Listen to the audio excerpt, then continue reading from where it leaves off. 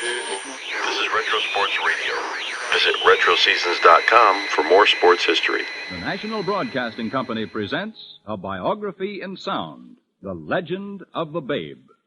We often hear the expression that someone made a name for himself. One well-known man in our time did that almost literally. When Babe Ruth signed his first contract for the Boston Red Sox, he gave his name as Earhart, E-H-R-H-A-R-D-T. Later, Ruth told a New York baseball writer that his real name was Earhart, E-R-H-A-R-D-T. You see, he left out an H this time. And then later in life, the most famous baseball player of our time decided that his name had been Ruth all along. By that time, it didn't make any difference. Everyone knew him as the Babe, a man who really made a name for himself. Come and listen to a tale I will tell of a hero we all love so well. He played ball, what a hitter, what a man, and he'll never be forgotten in our land. This is A Biography in Sound, The Legend of the Babe, produced and transcribed by the National Broadcasting Company. Our narrator is the famous sports announcer Mel Allen, and our music is written and sung by folk singer Tom Glazer. Here's the babe, here's the babe, hear the frenzied people rave. Send the fielders back against the farthest wall. When he missed, what a miss, all the air around him hissed. When he hit the ball, there was no ball at all. This is a land of heroes and legends. Maybe we should choose scientists and scholars, poets and statesmen. But that's not the way we are. We choose our heroes for ourselves. We spin yarns about Daniel Boone and his long Kentucky rifle and Davy Crockett with his coonskin cap. There was Paul Bunyan, the giant lumberjack, John Henry, the steel-driving man, and Johnny Appleseed, who spread the bloom of apple blossoms through the wilderness. These were big men in our land. You'll find some of them in history books. Some live only in the hearts of the people. Those are all legends from the past. But there's one legend we helped create ourselves in our own time, the legend of the Babe.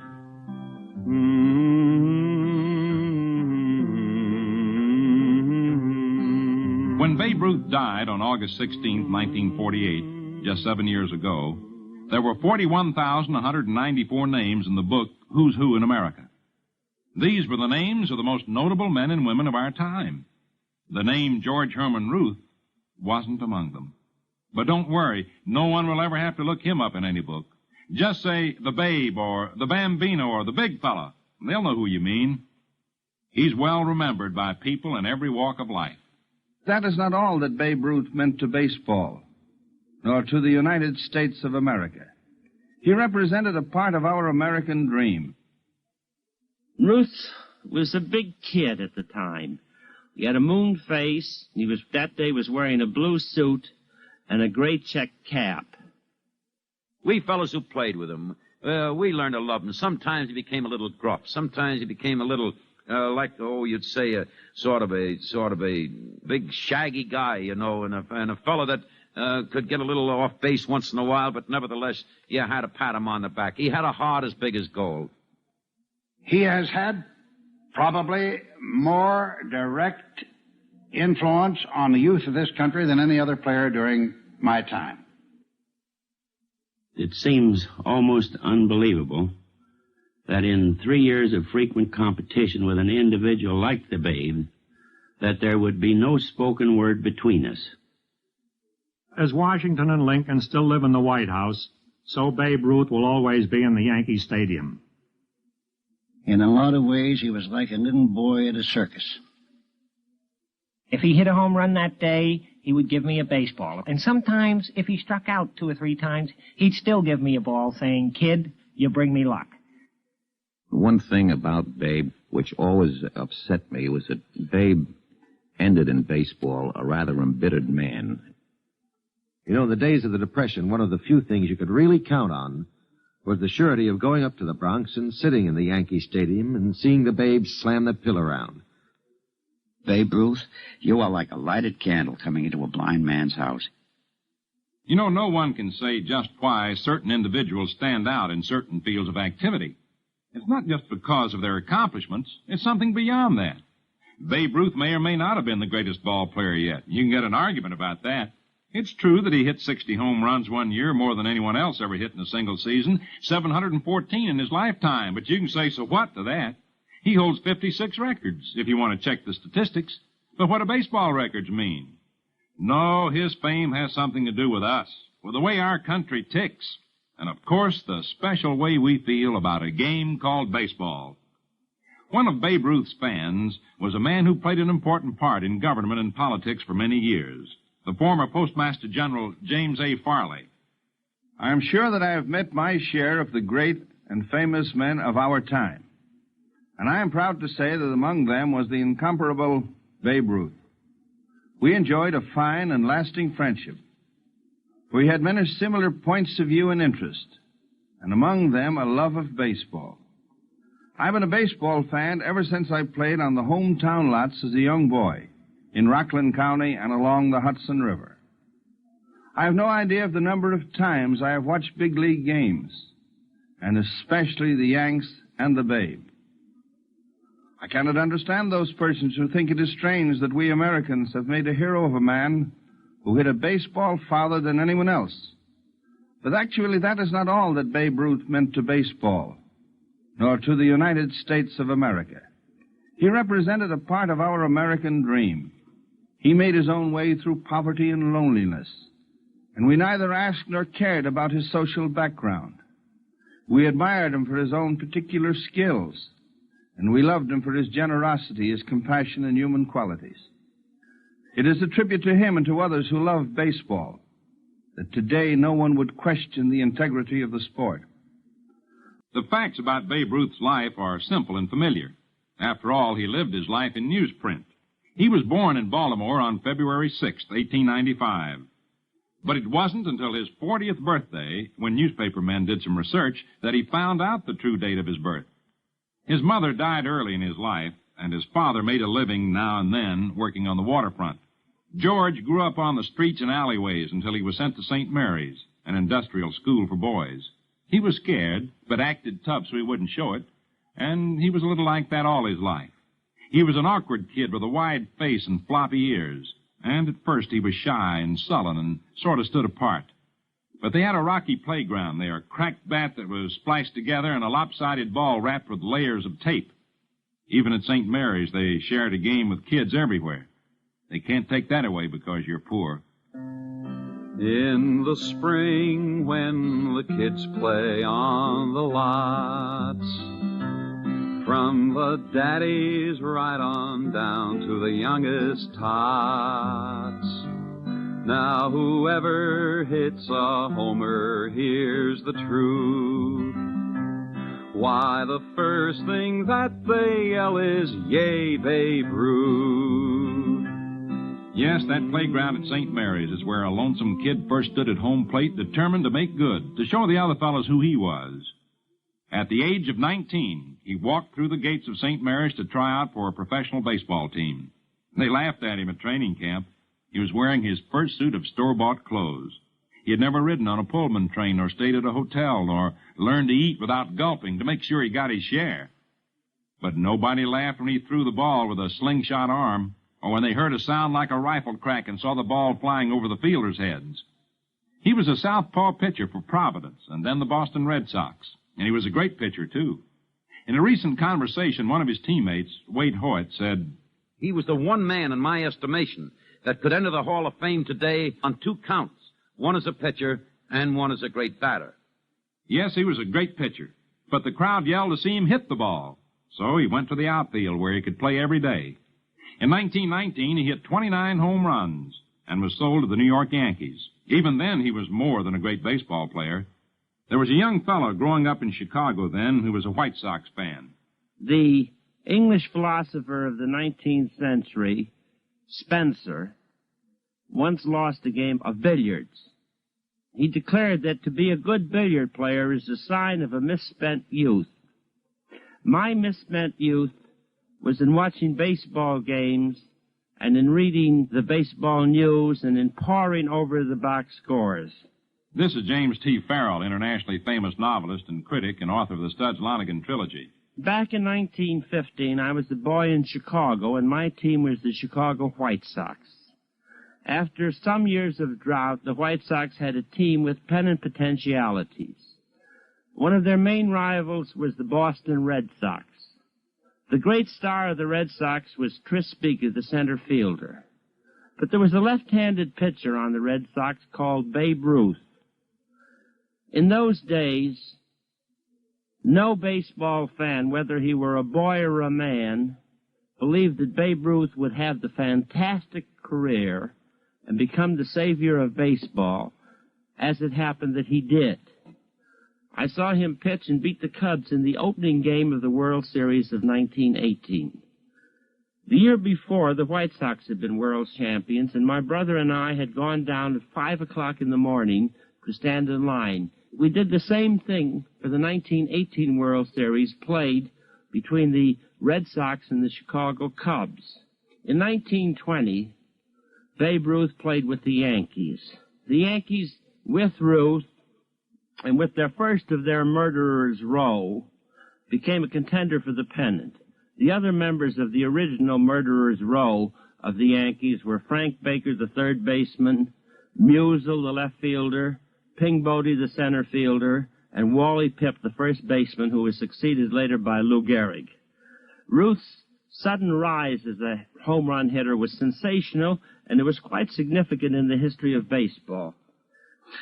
I used to go under the stands after the games and watch the players. I usually watched the White Sox, but this time I also watched the Yankees to watch Ruth. Ruth was a big kid at the time. He had a moon face. That day was wearing a blue suit and a gray check cap. And I recall that about 200 boys crowded around him. They did it in a way that they never did again around Ty Cobb or Joe Jackson or Tris Speaker or Eddie Collins or Walter Johnson or any of the stars of those days. And Ruth, a very big man, a very powerful man, could scarcely move because of the boys and men, mostly boys, crowding around him. And I remember how this procession with Ruth in the center went under the stands of Comiskey Park and out of the main entrance, and Ruth sort of smiled. He was a little bit bewildered. He was somewhat shy. He swayed and rolled with the crowd. He was pushed this way. He was pushed that way. And he narrowly escaped being pushed into a big barrel of mustard. Now, I tell this story for the simple reason that it is quite indicative of what must have been the genuine simplicity and niceness about the man.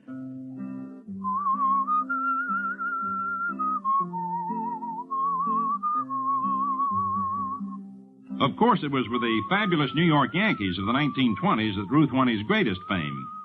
Perhaps it was destiny that he came along in that golden age of sports, a time of great champions. There was a big red horse called Man o' War, Jack Dempsey in the ring, Bobby Jones on the fairways, and a galloping ghost named Red Grange on the gridiron. But the clearest picture of them all is that of a huge hulk of a man delicately balanced at home plate. There was the white flash of the ball, a graceful, mighty swing, the crack of the bat, the roar of the crowd, and then the big fellow, trotting deliberately with quick little steps around the bases, touching his cap and disappearing into the dugout. Waite Hoyt was the boy wonder of the Yankee pitching staff in those days. Now he's a veteran baseball announcer with the Cincinnati Redlegs. I played with the Babe some 15 years. I should say 12 years with him and about 5 years against him. And you knew immediately that when you stepped into the presence of Ruth that you were in the presence of some extraordinary figure. He wasn't a particularly good-looking fella, but he had a sort of a fascination for everyone.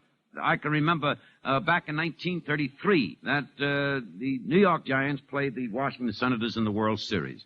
And Babe was sent along as a sports reporter for the New York papers. It was President Roosevelt's first term in office. And they invited the sports writers around to the White House. And when President Roosevelt met Babe, he greeted Babe very effusively, and he said, "Babe," he said, "it's wonderful to meet you again." And Babe said, "Tickle of death to see you, Prez." And Mr. Roosevelt, the president at the time, went on and told this story in great glee. He says, you know, Babe, he said, this is not the first time our paths have crossed. And Babe said, no, why? He said, well, you see, Babe, it was back in 1920, and I was running for the vice presidency of the United States.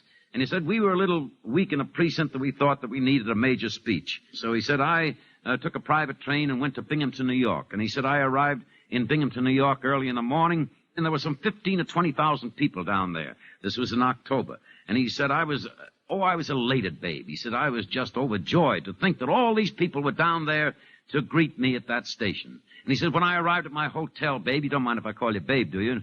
Babe said, no, I don't care. Go right ahead, President. The president continued. He said, Babe, he said, when I got to my hotel, I turned to my secretary and I said, don't you think it's remarkable the turnout we had this morning? He said, I'm very much encouraged. I'm very optimistic now that I've seen that huge turnout. My secretary turned to me and he said to me, Mr. Roosevelt, I wouldn't be quite that optimistic if I were you. He said that Babe Ruth, that great home run hitter, is going to play an exhibition game in town this afternoon. Most of those people were down there to see him. He says, don't you think that's funny, Babe? He says, yeah, Prez, he says, that's a scream. He says, but you know, Prez, he says, that happens all the time. The Babe was tremendous. The things that he did were just out of this world. In Chicago one time, we were playing the Chicago White Sox. And we had to catch a 7:30 train out of the south side of Chicago. And the game ran into extra innings. And Mark Roth, the secretary of the Yankees at the time, he came down to the bench and he said to Miller Huggins, our manager, he said, gee whiz, Hug, he said, if we don't get this game over, we will never get that train out of the south side of Chicago. And Babe was just picking up a bat to go up to the plate, and he heard Mark say that, and he said, I'll fix that for you. He went up the first time at bat in the 12th or 13th inning and hit the ball up on the roof of the right field pavilion out there in the White Sox park. We caught the train. We fellows who played with him, we learned to love him. Sometimes he became a little gruff. Sometimes he became a little, you'd say a dog that you might love, like a Airedale, big shaggy guy, you know, and a fellow that could get a little off base once in a while, but nevertheless, you had to pat him on the back. He had a heart as big as gold. Here's the Babe, here's the Babe, hear the frenzied people rave. Send the fielders back against the farthest wall. Maybe Ruth's home run slugging was a part of the spirit of those roaring 20s. Maybe it's a part of the spirit of our nation itself. It may not be much of an accomplishment to hit more home runs than any other man, but we admired him for what he was, a fellow who came out of nowhere and made his mark in the only way he knew. We paid him more than $1 million for his skill, and we gave him even more than dollars for what he was.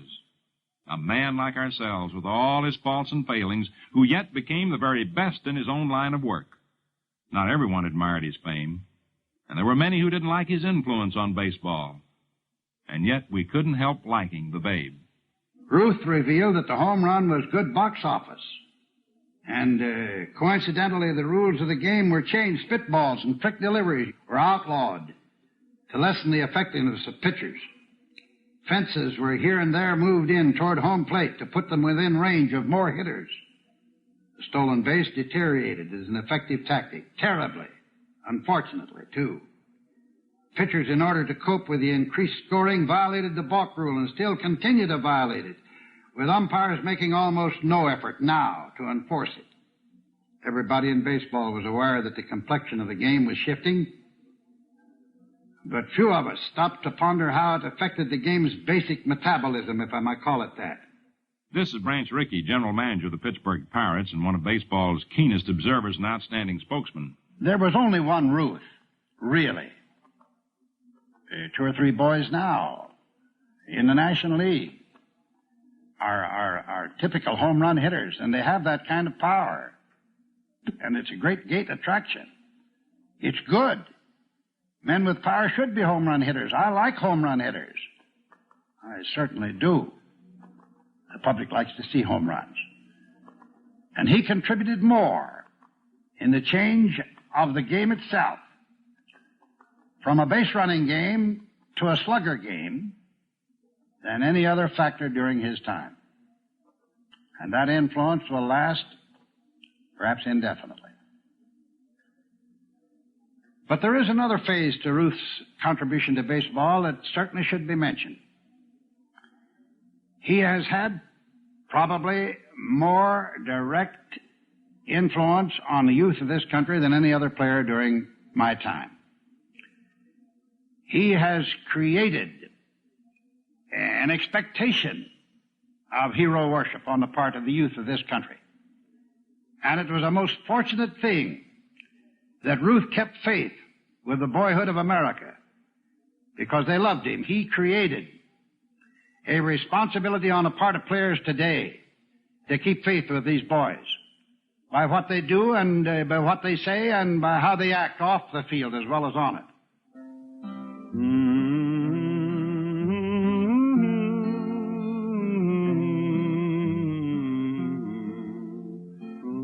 During a part of the 1920s when Babe Ruth and the Yankees were riding high, the St. Louis Browns, who usually managed to finish up near the bottom of the American League, strangely enough had the one pitcher in the league who had a peculiar knack of striking out the mighty Bambino.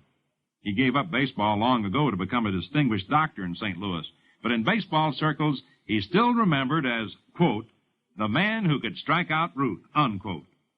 This is Dr. Hubert Pruitt, who used to answer to the name of Shucks. In retrospect, it seems almost unbelievable that in 3 years of frequent competition with an individual like the Babe, that there would be no spoken word between us, not even hello or how are you.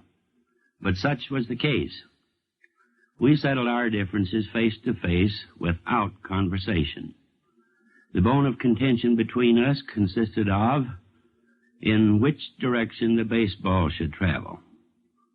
During the season of 1922, I all but convinced him that my opinion was going to prevail. But late in September, a home run off me by him made me realize what a dogged, plugging nature he possessed. He wasn't a man of words, but one of action and deeds. It was years later, and only a few months before his passing, that we met officially and had the first exchange of words. The occasion was a luncheon here in St. Louis, sponsored by the Ford Foundation in the interest of boys in baseball. I was asked to present, not introduce, the Babe to the gathering. I did this by presenting him as the man who financed my way through medical school. His reply to this was that it gave him great personal satisfaction to know that he had one medic's education to his credit, and that he hoped that in that audience of boys there would be others he could in some manner help. When he missed, what a miss, all the air around him hissed. When he hit the ball, there was no ball at all. Maybe one reason we like Babe Ruth is that, although he hit more home runs than anyone else, he also struck out more often. And that was a total of 1,330 times. He went all out for the fences and took his chances. I guess we like it that way. When he fanned, he was the most struck-out man in baseball. But we knew he wasn't up there to keep that bat on his shoulder. It's hard to recall now just how much excitement the Babe used to stir up. They talked about him in country stores, read about him in small towns, and really raved about him in this biggest of all small towns, New York. They still talk about him wherever sports fans gather. For instance, at the Lambs Club, a meeting place for people in show business, one of the fellows in every baseball conversation is the popular entertainer, Senator Ford. You know, the Babe was a big kid who loved little kids. Nothing was too much for him where the lollipop set was concerned. One day he was beginning to get dressed to go out on the field for morning practice when he heard that a 12-year-old boy was dying in a New York hospital. The Babe was the kid's idol. One ball player suggested that perhaps an autographed ball might help the kid's morale. Ruth thought a while and then decided he could do better than that. So he yanked his camel's hair cap out of his locker and taxied over to the hospital. The sick boy's eyes almost popped out of his head when he saw his guard walk in and sit on the bed. The Babe said, "Hi, kid. You know what I'm going to do? This afternoon I'm going to hit a home run, just for you. It's going to be your home run. Now you hurry up and get well so I can take you out to the ballpark and see me play." Now, I don't know if Ruth called his home run shot in the 32 series, but I do know that he called this one. He hit a homer that afternoon, as he promised. What's more important, the kid got well. In that case, Ruth was more of a doctor than the doctors were. It was things like that that explain why Ruth was the most popular figure in the game. There have been a number of guys in baseball who could clout a ball a country mile, but the boys who should know will tell you that nobody hit a ball harder than Ruth. I can recall back around 1927 when the Babe hit a ball that scared everybody in the ballpark except pitcher Hod Lisenby. Hod wasn't scared. He was beyond that sensation. That guy was numb. You see, Lisenby was pitching for Washington when Ruth stepped up to the plate. Hod fired, the Babe swung, and the ball rifled back at Lisenby. It shot between his legs, and without touching the ground, it rose and sailed over center field at Tris Speaker's gray noggin. Lisenby was stunned without being hit. The blood drained from his pan, and he froze. For a minute, he looked like an unveiled statue. Yeah, the Babe sure could whack him. Ruth's integrity and his big bat saved baseball in its gloomiest hour. Back in 1919, an economy-sized scandal reared its ugly head. And that was the year that some of the White Sox turned black and threw the series. Baseball looked like a stretcher case at that time, but along came Ruth with his black Betsy, and the patient began to sit up and take nourishment. Nourishment in the form of stitched white pills being socked into the seats by the Babe. Under Ruth's treatment, the game got well and has been in good health ever since. The Babe not only saved the game, he changed it. And Ruth's fame wasn't restricted to this country either. He was an international figure.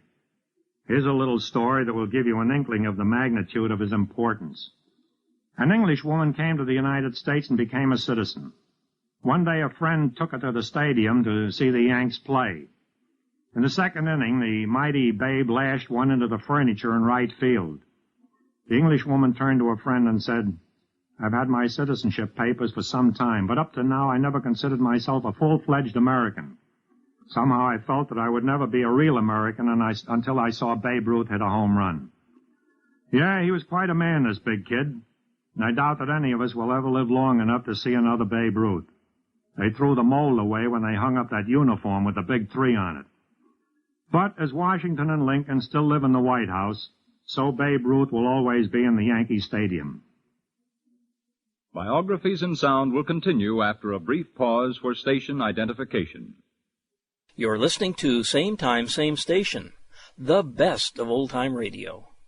And I'm your host, Jerry Hendigas.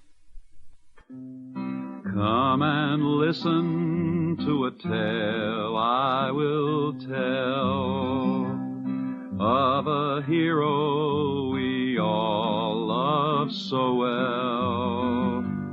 He played ball, what a hitter, what a man, and he'll never be forgotten in our land. This is a biography in sound, presented by the National Broadcasting Company, with narration by Mel Allen and with music by Tom Glazer.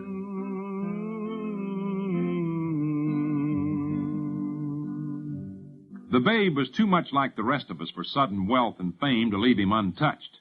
This was a kid who never had enough to eat, so it's not strange that he ate too much. Just as he went all out on the baseball field, he went all out in everything he did. This was a big man with a big appetite for food, for fun, for living. I know the Babe as a fan, as a good customer, and as a friend. This is the voice of a man who has been a familiar figure at almost every sporting event for many, many years. The firm of Harry M. Stevens is the official caterer at 4 Major League Baseball parks and many racetracks. And here is Frank Stevens, president of the firm, who helped to make the hot dog a national institution. He had a big appetite, and I remember the time before an important ball game at the Yankee Stadium, Mr. Barrow, then the general manager, was having pig's knuckles for his luncheon. The Babe said that he wanted some also. And we said, before the game starts? And he says, right now. So we ate 3. And then went out and hit 2 home runs.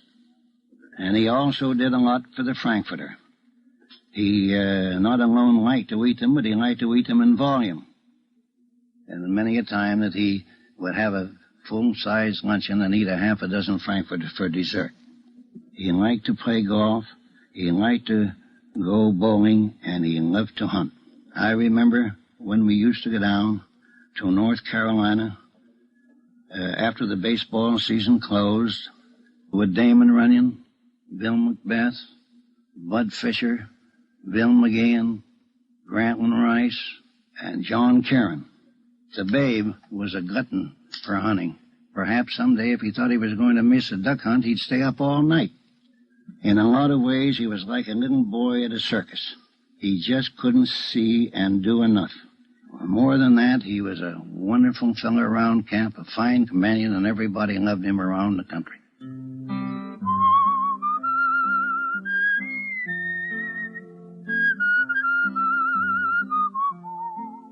You know, after eating the way the Babe had eaten as a boy, it was great to be able to order anything you wanted on the menu. And his favorite was a huge steak with a few lamb chops for trimming. In between times, he gulped hot dogs and soda pop. After hours, he gulped whatever was handy. This was a kid who had been looked down on and laughed at. And remembering that, he showed off a little.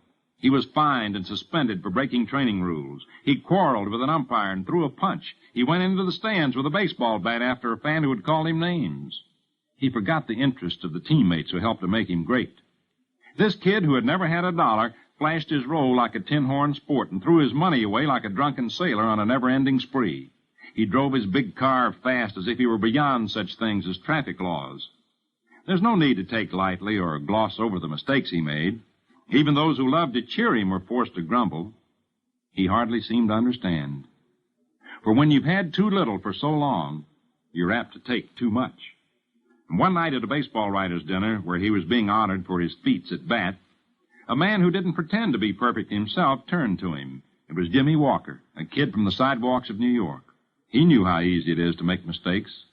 Now, this is not his voice nor his exact speech, but this is about what he said. Look, Babe, they asked you here to honor you, and in my book they should. But these aren't the guys you're most important to, although they write your name in every paper from here to West Vancouver. The guys who mean the most to you, the guys who care about you most, are the kids on the street. The kids with dirty faces who've never had a chance. They look up to you. And once you were one of them. And your success is theirs. Sports writers can find another hero, but these kids can't. These kids believe in you, and they think that anything you do is right. You don't owe us anything. We're baseball fans, and we go to see you play because we like the game, and we know that you're the best. We're not denying that. But you owe them something, the kids with eager hearts and dirty faces, because they think you are somebody, not just a home run hitter.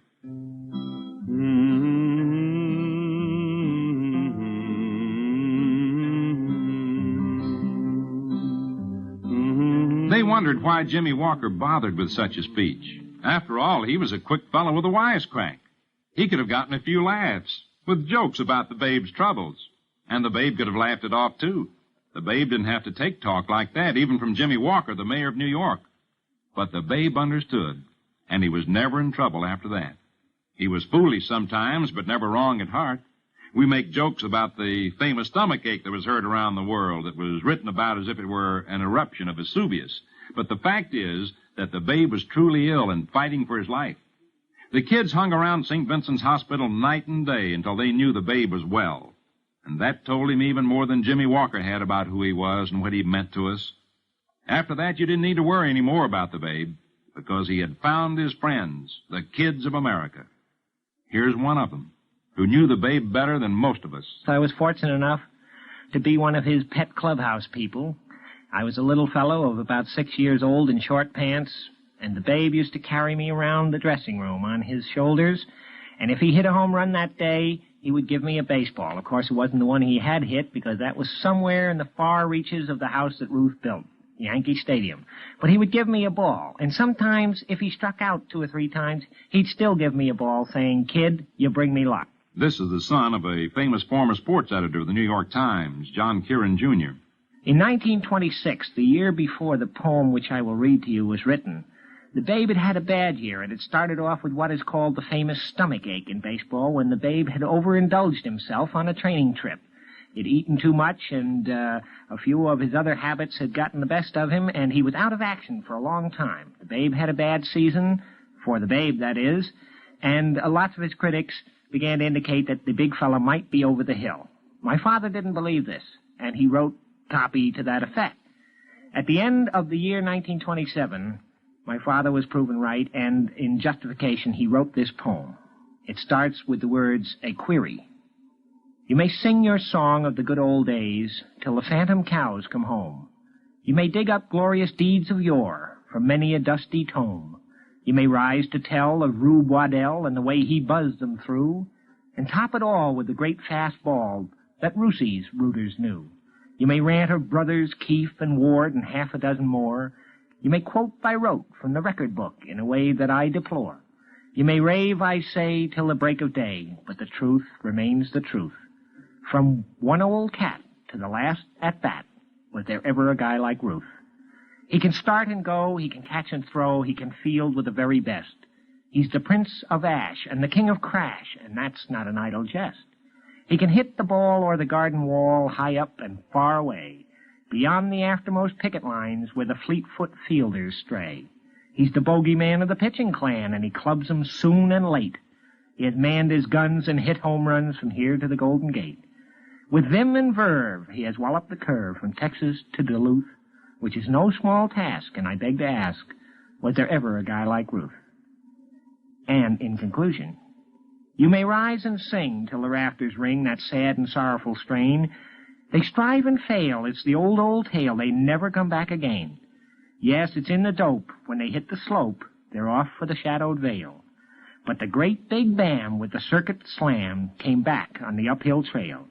Came back with cheers from the drifted years where the best of them go down. Came back once more with a record score to wear a brighter crown. My voice may be loud above the crowd, and my words just a bit uncouth, but I'll stand and shout till the last man's out. There was never a guy like Ruth.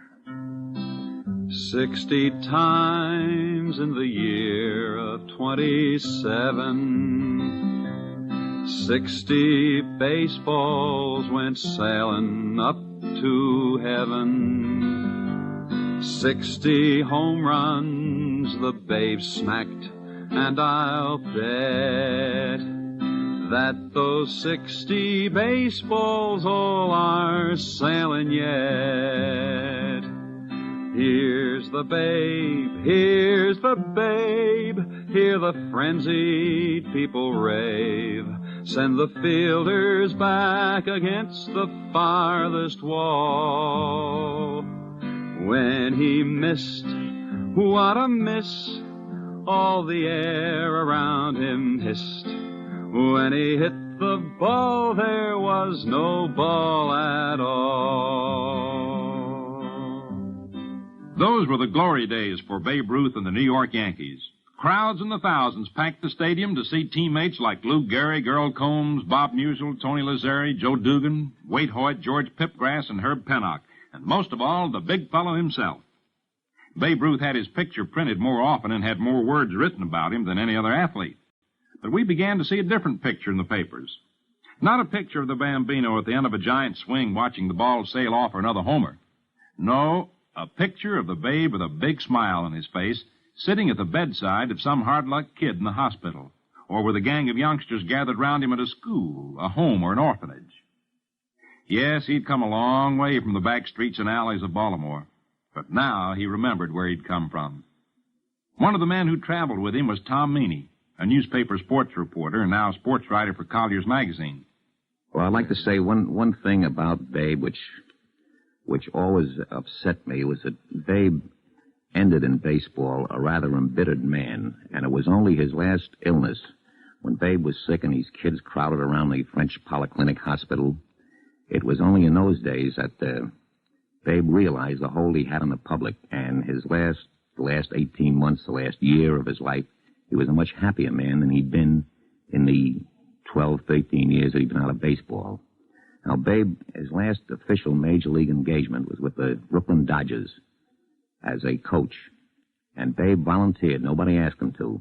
Babe volunteered to play first base in the 3 or 4 exhibition games the Dodgers had scheduled that year during the regular season. And Babe's sight was failing then, and the lights in the minor league ballparks were poor, much poorer than they are today. And Larry McPhail, who was the president of the Dodgers, was very fearful that one of these wild young pitchers might hit Babe. Well, it's remarkable. Although his eyesight was failing, he had to wear glasses to read at that time. He was never hit with a pitch ball, and he made only one hit in these 4 or 5 exhibition games he played. He hit a home run in Albany, and it was the longest home run ever hit in the Albany ballpark.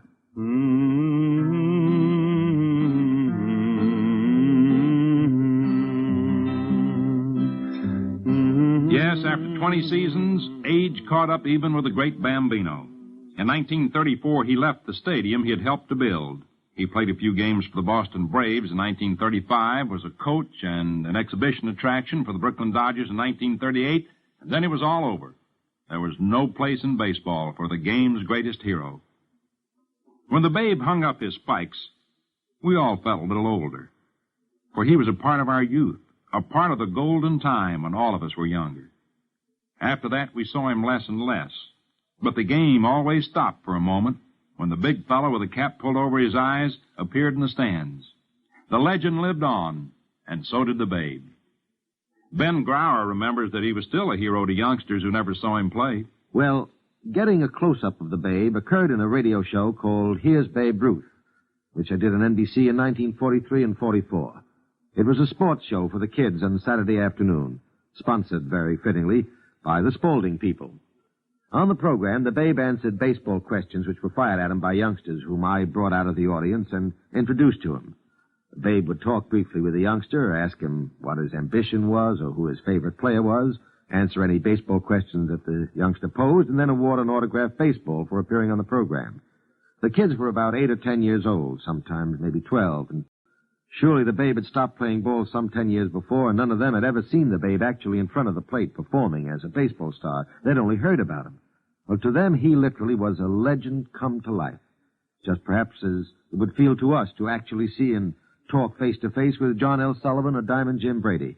That's the way the Babe was to the kids. And they were just nice kids who were crazy about baseball, and baseball to him was a way of life.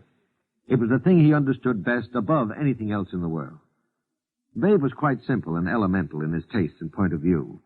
He didn't relish philosophy or deep talk about the meaning or rhythm of the game, but he had a thorough understanding of every baseball situation, of the rules, of strategy, and the remarkable recollection of players and personalities and their records. Besides the questions which the youngsters would fire at him, he'd introduce familiar baseball figures of those days, some of the greats of baseball, Billy Southworth, Lou Boudreau, Mel Allen, and a lad from the Dodgers, I recall, named Leo DeRocher. Well, the broadcast went easily enough, but I could tell they were sort of a strain on the Babe. He was a star on the baseball diamond, but anywhere else exposed to public gaze was a performance to him, and one in which he felt vaguely uncomfortable. So after the broadcast, we'd go down to the neighboring coffee shop so that the Babe could relax. He'd order a tall glass of cool beer to ease his nerves and his throat. His voice, as I recall, was rather hoarse and scratchy at that time. Maybe already his throat was giving him serious trouble. This sort of simple conviviality, a bunch of the boys sitting around a table and stretching our legs under it and just gassing, that was very much a part of the Babe's personality and character. Every generation has a personality that emerges, luminous and complete within itself. By just the mention of the name, you recall the whole sense and feeling of the person and his period. In our generation, you can just say Tallulah or Bing, and you've got it. Somehow, in the sports world of yesterday, there was only one, the Babe.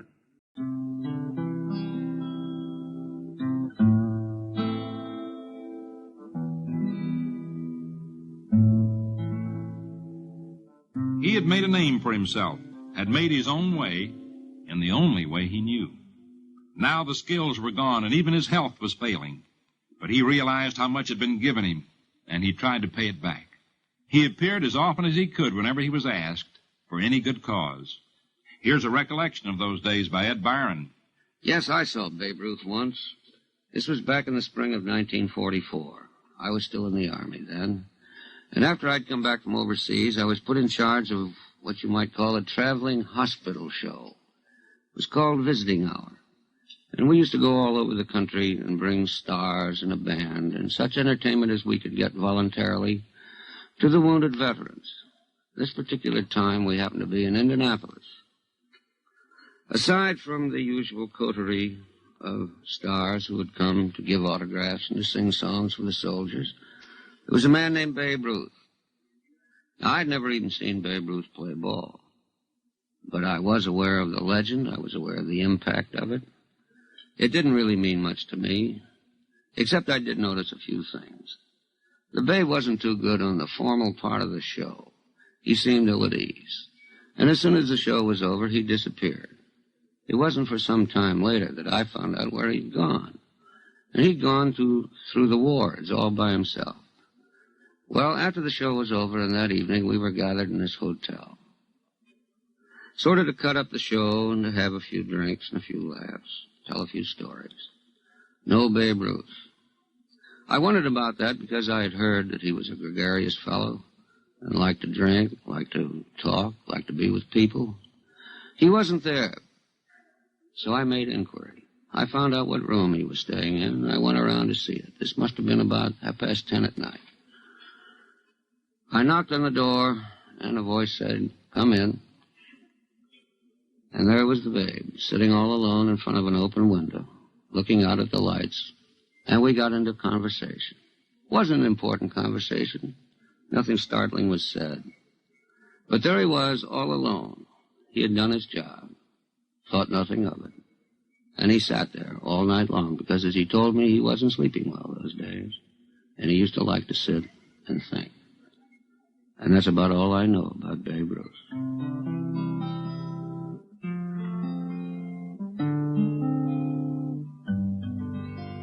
We began to hear stories that the Babe was seriously ill.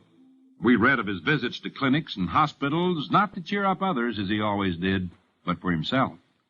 But he appeared again at Yankee Stadium on Lou Gehrig Day, when we honored the pride of the Yankees, a gallant figure whose career and life itself was being ended by a tragic illness. Today, I consider myself the luckiest man on the face of the earth.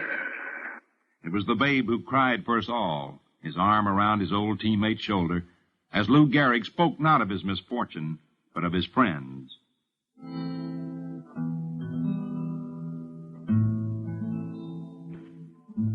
The Babe may have been a bitter man as the cheers of the crowds faded away, but this man, without any background, without any great talents off the diamond, found a place for himself. During the last 4 years of his life, I probably knew him as well as anybody. Throughout these years, when I know the pain was very great, he traveled over the country as a commissioner of the Junior American Legion Baseball League. Many times when he was very sick, he made the effort and appeared before the public, particularly where kids were concerned. This is a New York businessman, Paul Carey, president of the Carey Cadillac Company, treasurer of the Babe Ruth Foundation, and director of the Babe Ruth Baseball League. One particular thing that is very vivid to me is an experience we had in Coral Gables, Florida, in March of 1948. It was only about 5 months before he died. He was asked to referee a golf match for the Damon Runyon Cancer Fund, and although it was a great effort on his part to do so, we went to the golf course. The match was between Babe Saharias and Sammy Bird, a former ball player and colleague of the Babe. While walking down the fourth fairway, a newspaper man approached me and asked if Babe would go and visit Cullen Kane, who was blind and a former public relations director for the National League. Without telling Babe who it was, I asked him if he felt up to doing this. I knew that he was greatly fatigued, but without any hesitation, he said, "Of course I will. Where does he live?" When we rang the doorbell and Mrs. Kane opened the door and recognized Babe, she called to Cullen and said there was somebody there to see him. And as he appeared, Babe said, "Cullen, how are you?" And Cullen replied, "Babe Ruth, you are like a lighted candle coming into a blind man's house. It's great to be with you. Come on in." We sat in the living room, and the perspiration poured from the Babe. I knew he was really suffering, but he spent a good 15 or 20 minutes talking over old times with Cullen, and from the enthusiastic replies of Cullen, I'm sure he could see again. After our departure, the Babe sat in the car with his head buried in his hand, and I could see that he was greatly touched because his eyes were moist. He died at 1 minute after 8 on Monday evening, August the 16th, 1948, and today there is a living monument to his memory in the Babe Ruth Baseball League, which is organized throughout the country for kids between the ages of 13 through 15 years. I have a deep feeling that the Babe is up there somewhere, looking down on these youngsters and saying, "Come on, kids," and rooting them on.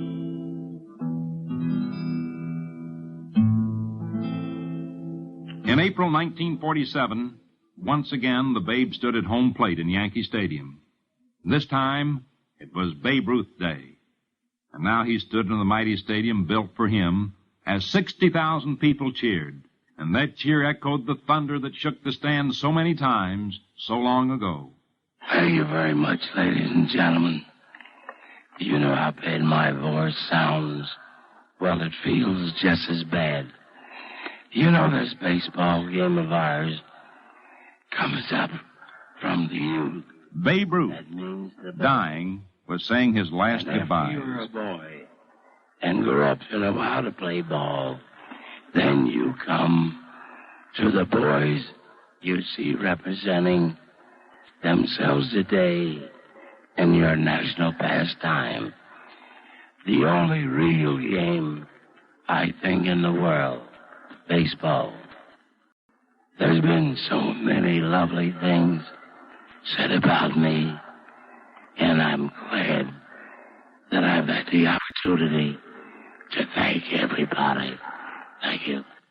It was spring again that day. Spring again 45 years after he had stood at home plate on the rocky playground at St. Mary's. He had learned a lot, and he made this Babe Ruth Day an event not for himself, but for the kids of America. In the years, in the baseball years to come, when the fans gather at the stadium, when the bags are full and the count is 3-2, the Babe's big bat will always pull the Yankees through. That day marked the beginning of the Babe Ruth Foundation, a fund to give a better chance to kids who have had too little. After that, the Babe spent all the time and strength he had left in giving back all that had been given to him.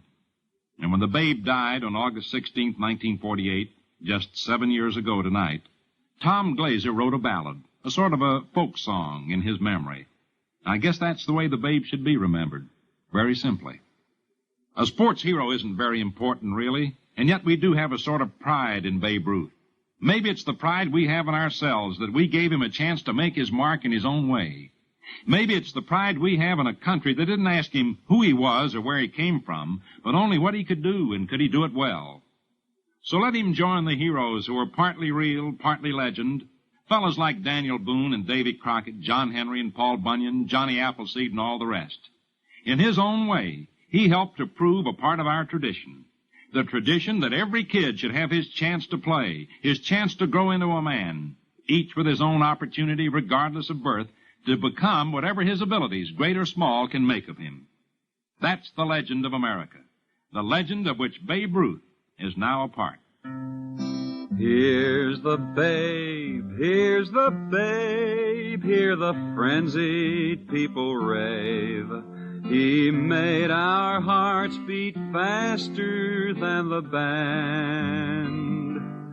Gone the cheers, gone the thrill, and his booming bat is still.